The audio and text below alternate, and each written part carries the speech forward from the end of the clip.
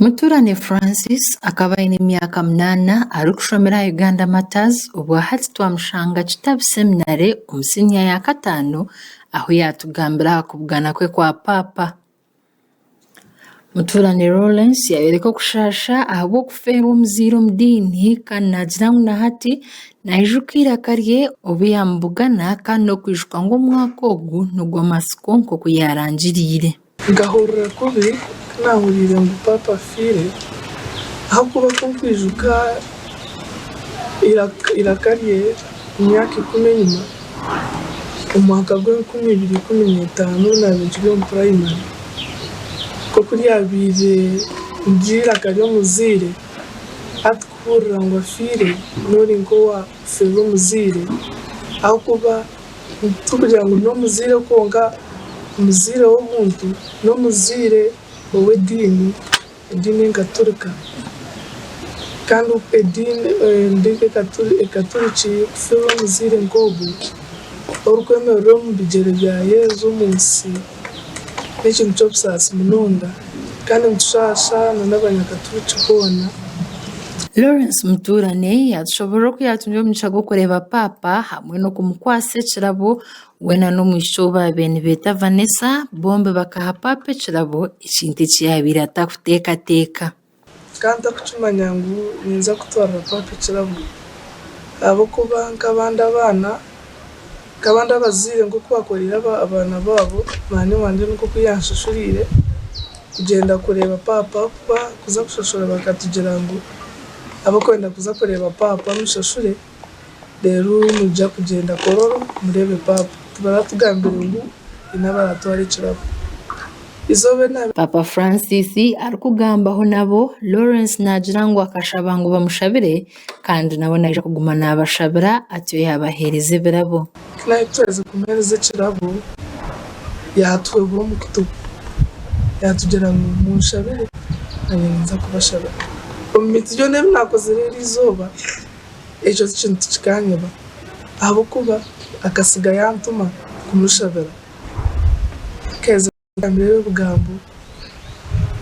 yatuheereza obubokisi kabiri nk'obukeesi burimu ebakaba natuha nk'ebirabo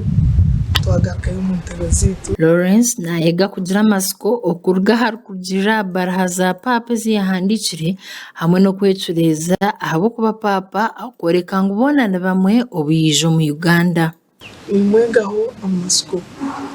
ahakuba omu baraha ze zoona ezi yaaba yatusigiire natworeka ngu hariho omwanya gw'okuhinduka ogw'empinduka hariyo amasiko k'ebara ei yarugire kutuheereza eya Laudato Si erikugamba aha buhangwa bwaitu erikutumanyisa ngu nobu habe hariho embeera mbi nitubaasa kugihindura tubaasa kufa aha environment yaitu tukahindura embeera tukagaruka omu climate ei tushemereire kuba twine. Korishaba Evelyn ori omuzaire wa Lawrence Muturane yatushoborera oku yatungira amakuru g'okushashura abaana b'okuza kuramusya Papa. Turi aho bateekaho ekirango omu kereziya abaana barikuza kuvugana Papa baine okushashura esente ezi batugambiire obwire obwe zikaba ziri nk'emitwaro 2 nanye nashashura esente nk'abandi bazaire nagura uniform y'abaana eya Holy Childhood empare eri yellow orange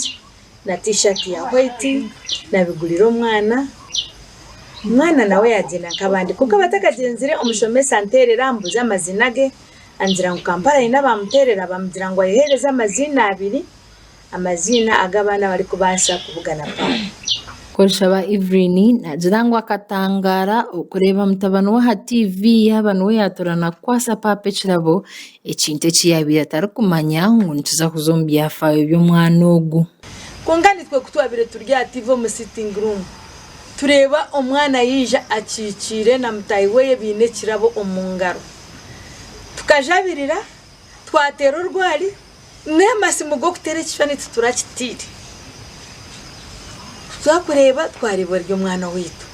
nangwa ekitwe kyasingire kututangaza omunju omu twari tushutami omu sitting room tureeba ku bakimwikize yatandika kubahwehura twayebuuza papa yabahwehura ki n'ekyo kiyaba n'abagambira. Pope Francis akazaara omwaka 1936 yafa omwaka ogw'2025 kandi abaire ari papa wa 2016 okuruga ahari papa omuhikiriire yaziikwa omuri Santa Maria Erizooba. Ndi Olivia Kamusime abwa Tayari West omuri Mbarara.